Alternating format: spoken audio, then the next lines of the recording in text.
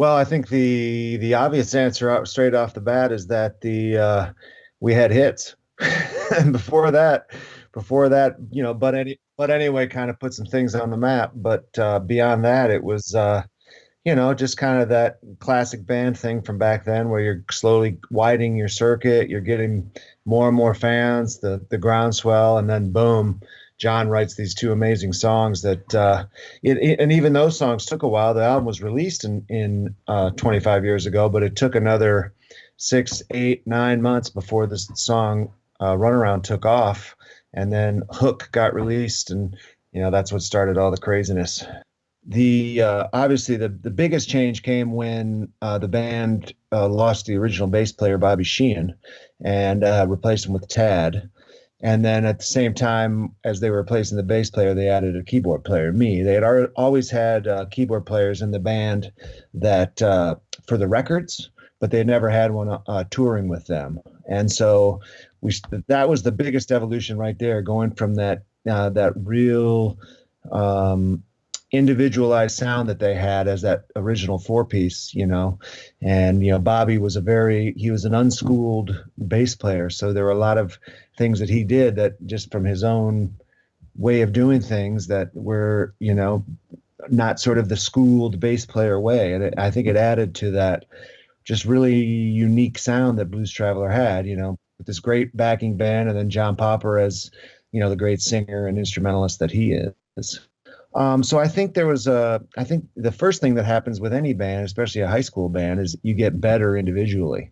Not only do you get better individually at your instrument, but then you get better that individual improvement then makes the whole band better. And there was like a big jam band thing that was going on before Four hit, and then Four hits, and it was this kind of battle between the single-y kind of songs that Blues Travel kind of naturally writes, and then this kind of jam band world that the band had grown up listening to and being a part of. And the two didn't necessarily jive so well. So that's sort of been an ongoing sort of tension within the band, with the band and its fans. I think within fans of the band, how much jammy versus how much songy. And we're very, very fortunate to have a guy like John and sort of the who can write those sorts of songs, because in the jam band world, it's much more musicianship based, and which is awesome. And we strive to be able to kind of quote unquote compete in that world. But on the same token, because of John and his singing and his melodic sort of sensibility, we're able to write, pretty compact 3.5, 4 minute songs. So they had a different relationship coming into it, and there were some growing pains for all parties, but Tad and I, we joke, it's been almost 20 years, and I guess it'll be 20 years in February, really, and yet we're always the new guys, and that's just the way it goes.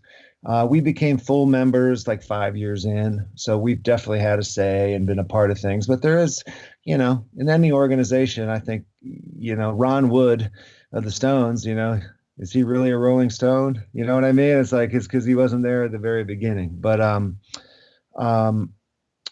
it wasn't difficult. The guys are super cool, and it was more of a, if we don't say anything, we like what you're doing. If we do, then let's work on something, musically speaking, to get better. And when I tried out, there were just tons of not tons, but they brought 5 guys to the tryout, and I listened to back some of the tapes, and those guys are amazing players. So it's just they had something in mind of what they wanted, and I fit that bill, so it was pretty easy to slide in.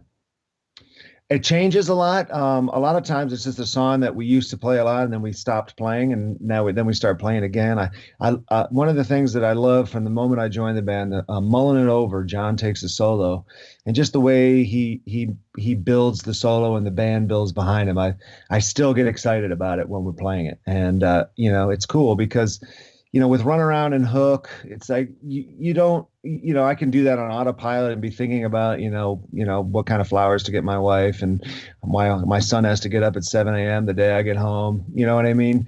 But you still, the crowd response just gets you right into the moment. The crowd response brings you back, so to speak. But with mulling it over, you're digging it from a more of a musical and musicianship perspective. Like, wow, this is awesome. I love this. And you're just grooving and trying to stay in the pocket. I mean, how fortunate to be able to do that every year for however many 20 years, whatever now, and have the people turn out and just be ready to have a good time. And it's incredibly fortunate. The last many years have been really good attendance wise. We get to play with all these super cool bands at these things. And my son got to come up and play trumpet on Runaround. He's 12. He just turned 13. But and that's kind of the vibe of that whole thing. All of our families tend to come out. We usually try to have a few days off before the show so we can hang out as a big group. And a lot of old friends will show up, and so it just has a real special kind of sentiment to it within the band. My son is again, he's 13, and he's been going since he was born. And every 4th of July, oh, you going to Red Rocks this year? And it just feels great. I mean, it's incredibly lucky. And yeehaw, I hope it keeps going for a long time.